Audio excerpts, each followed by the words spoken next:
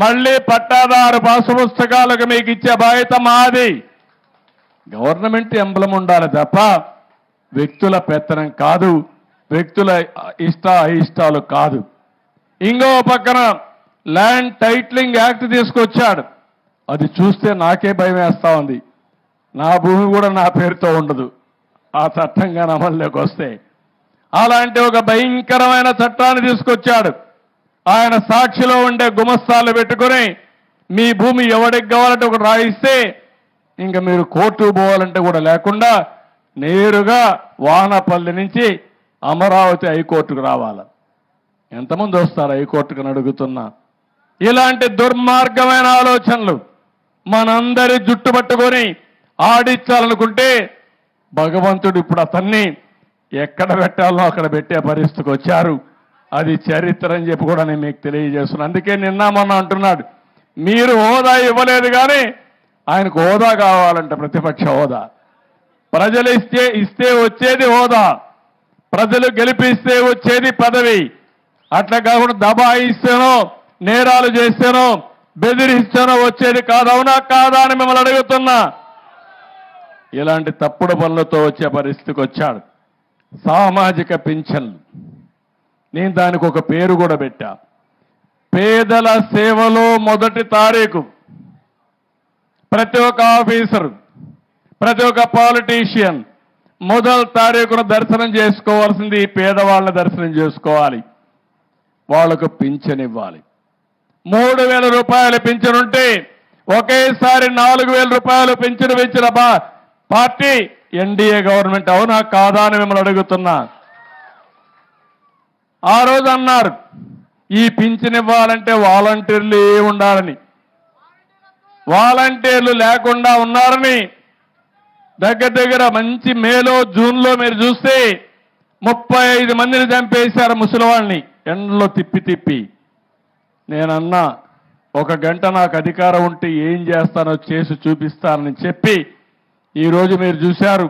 తొలి రోజే 99% పింఛన్లు ఇచ్చాం వాలంటీర్లు లేకుండా ప్రభుత్వ యంత్రాంగంతో. అవునా కాదా?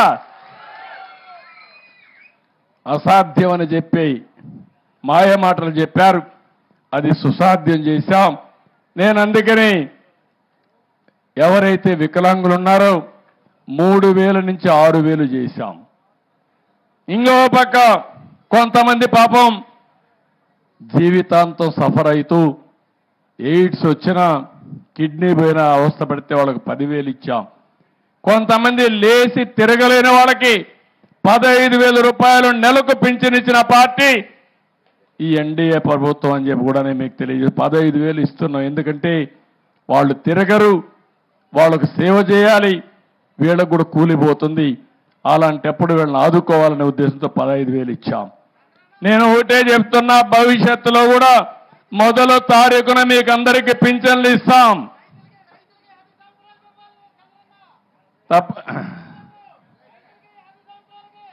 తమ్ముడు డబ్బులు వస్తే అన్ని మీకే ఇచ్చేస్తా.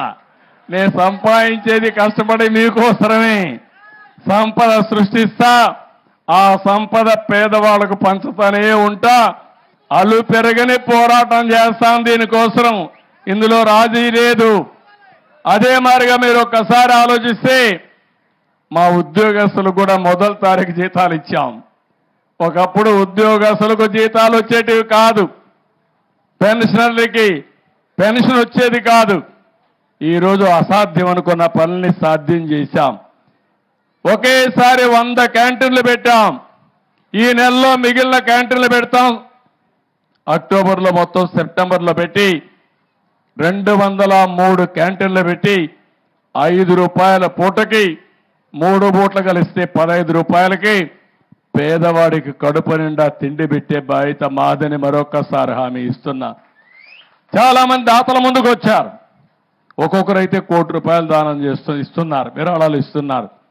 ఎన్టీ రామారావు గారు పెట్టినటువంటి అన్నదానం ఒక్క పైసా పెట్టుబడి లేకుండా ఈరోజు దాతలు ఇచ్చిన డబ్బులతో మళ్ళా వడ్డీ వస్తూ ఉంది, ఇంకా పెరుగుతూ ఉంది.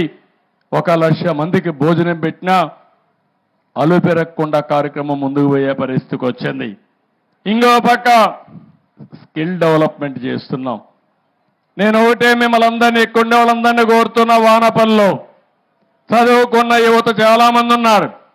కానీ ఉద్యోగం కావాలంటే కొన్ని నైపుణ్యాలు కూడా కావాలి. ఆ నైపుణ్యాన్ని మనం నేర్చుకోవాలి. అది నేర్చుకుంటే మీ ఆదాయం రెట్టింపు కానీ ఎక్కువ ఆదాయం వచ్చే పరిస్థితి వస్తుంది. అందులో అనేక రకాలుగా ఉంటాయి. నేను ఒకసారి స్కిల్ సెన్సస్ చేసి అందరి యొక్క నైపుణ్యాన్ని ఏ విధంగా పెంచాలి, ఎలాంటి నైపుణ్యాలు భవిష్యత్తుకు అవసరం, అలాంటి కార్యక్రమాలు కూడా ఆలోచిస్తున్నానని చెప్పి కూడా నేను మీకు తెలియజేస్తున్నా. ఇక్కడనే ఇంకొక మాట కూడా మీకు చెప్పాలి. ఈరోజు టెక్నాలజీ వచ్చింది. మా చెల్లెమ్మ అయితే మొత్తం రికార్డ్ చేస్తూ ఉంది. మొత్తం మీటింగ్ అంతా రికార్డ్ చేస్తుంది అక్కడ కూర్చొని నిలబడుకొని. ఇలాంటి వాళ్ళు ఫోటో కావాలంటే సెల్ఫీలు తీసుకుంటున్నారు. అదే మరిగా అనేక విధాలుగా బెనిఫిట్స్ వచ్చాయి. టెక్నాలజీ ఏ లెవెల్కి వెళ్ళిందంటే మీ ఊర్లో ఎక్కడన్నా దోమ ఉంది అంటే ఆ దోమను చూసి ఆ దోమ పైనే మందు కొట్టి చంపే పరిస్థితికి వస్తూ ఉంది, నివారించే పరిస్థితికి వస్తూ ఉంది. ఈరోజు మీ పొలంలో ఏదైనా పొలంలో పంట ఉంటే పంటకు తెగులు వచ్చిందా లేదా మీకు తెలియకపోతే ఒక యాప్ డౌన్లోడ్ చేసుకుని ఆ పంట ఫోటో తీసి పెడితే తెగులుందో లేదో చెప్తుంది. తెగులుందని చెప్తే పొలం అంతా మందు కొట్టకుండా ఎక్కడ తెగులుందో అక్కడనే డ్రోన్ పంపిస్తే అక్కడనే మందు కొట్టి దాన్ని కంట్రోల్ చేసే పరిస్థితి వస్తుంది. అంటే మీరు గుర్తుపెట్టుకోవాలి, ఈరోజు మనం తినే పంట ఎరువుల పంట, లేకపోతే క్రిమి సంహారక మందులు వేసి అదంతా కూడా మనం తింటున్నాం. అంటే మెడిసిన్స్ అన్నీ మన కడుపులోకి పోతున్నాయి. ఇలాంటిగాని వస్తే ఇప్పటికే మీరు చూస్తున్నారు. నేను ప్రకృతి సేద్యం కోసం ముందుకు పోయాను. 12 లక్షల ఎకరాల్లో ఈరోజు ప్రకృతి సేద్యం జరుగుతూ ఉంది. ఈ 5 ఏళ్లలో 20 లక్షల మంది రైతులు 50 లక్షల ఎకరాల్లో ప్రకృతి సేద్యానికి శ్రీకారం చుట్టబోతున్నారు. ఇక్కడ నేను ఒకటే ఆలోచిస్తున్నా, తక్కువ ఖర్చు కావాలి వ్యవసాయానికి, పెట్టుబడి తగ్గించాలి, ఆదాయాన్ని పెంచాలి, ఆదాయం ఎక్కువ వచ్చే పంటలకు మీరు వెళ్ళాలి. ఇలాంటి వినూత్నమైన ఆలోచనలు ఈ గ్రామ సభలో చేస్తే మీ ఆదాయం పెరుగుతుంది, తద్వారా మీ జీవితాలు బాగుంటాయని చెప్పి కూడా నేను మీకు తెలియజేస్తున్నా. నేను ఉచిత ఇసుక ఇస్తానని చెప్పాం. ఈరోజు ఉచిత ఇసుక విధానానికి శ్రీకారం చుట్టాం. ఈరోజు మీ పక్కనే గోదావరి ఉంది, కానీ గోదావరి ఉంది మీకు ఇసుక దొరకరా